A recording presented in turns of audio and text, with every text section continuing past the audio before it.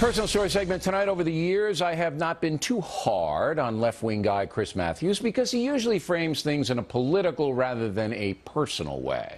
But recently, Matthews has changed his tone. Right now, he's on a jihad against Texas Senator Ted Cruz. This guy goes pretty far, but I think he fits the tradition of Father Coughlin and McCarthy, and of course, and maybe to a lesser extent, Pat Buchanan, and of course, O'Reilly. These guys are hard right-wing guys. They look a lot alike. They have that we call the black Irish look to them. In addition to being misguided intellectually, Mr. Matthews apparently needs glasses badly. The question is, why is Matthews spouting this nonsense? Well, one of the reasons could be ratings. MSNBC in prime time down 20% year to year and falling fast. Joining us now from Washington, Tim Graham from the Media Research Center, and from Macon, Georgia, Erick Erickson from the RedState.com blog. Both are conservatives. So, Mr. Erickson, I think it's a desperate attempt by Matthews to get attention, and it's working because we're talking about it. But it's interesting because I don't think most viewers know how desperate the ratings are, both in radio and television, for liberals. What have you seen?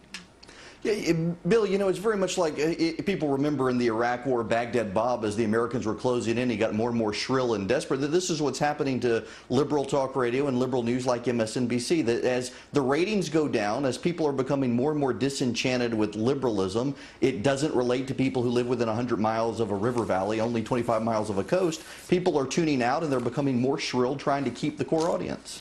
When you analyze, this is what your agency does, Mr. Graham, there isn't a liberal talk radio presence now on a national basis. There's nobody in New York, nobody in Los Angeles on a national basis. I mean, that's done, right? Liberal talk radio, Air America, finished. There was such a great hope in 2004 that they were going to take down President Bush with this massive presence in talk radio.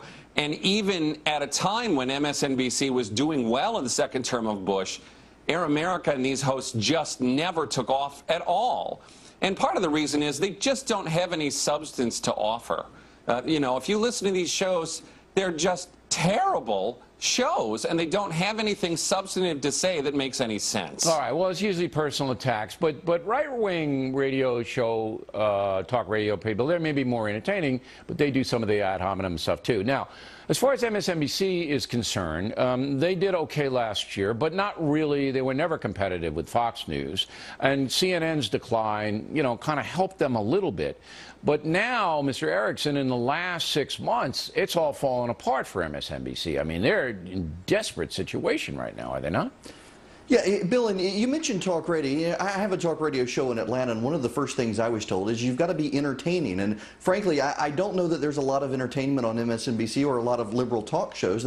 There's a lot of anger there still, even though they've won and been successful politically. There's a lot of anger, but more than that, they don't really relate. I think factually so, they don't relate to people in the heartland. They relate to and talk to an audience that is largely urban, centered along the coast, San Francisco, New York, Washington, it's a narrow cast, but on television, right, you can do okay on cable news with a narrow cast. If not when it's narrow and angry. No, but here's what's happening, though.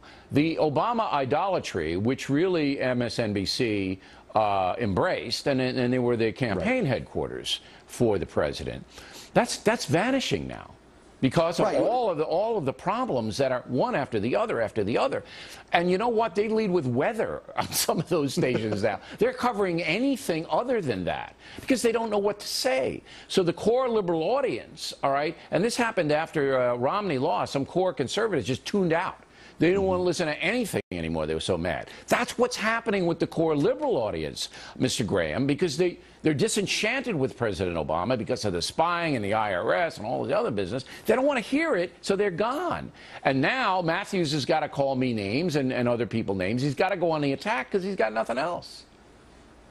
Mr. Graham. Chris is just unglued these days, and it's sad because, you know, this network now has nothing to do but try to play defense, and some of these shows aren't even doing that. So you see these shows focusing on topics like pot brownies in Colorado and Walmart shareholder meetings. Look, Tom Cruise showed up.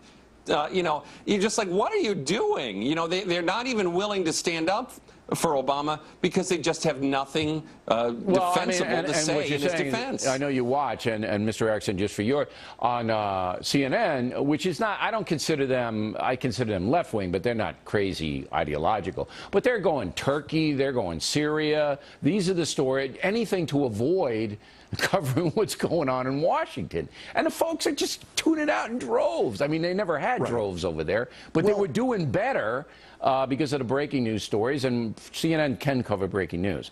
But anyway, I mean, I get a kick out of this because Matthews thinks I'm a far-right fascist, but the far-right guys on the radio are taking me apart every day, so I'm really confused. I really don't know where I am, gentlemen, and we appreciate you helping us out tonight.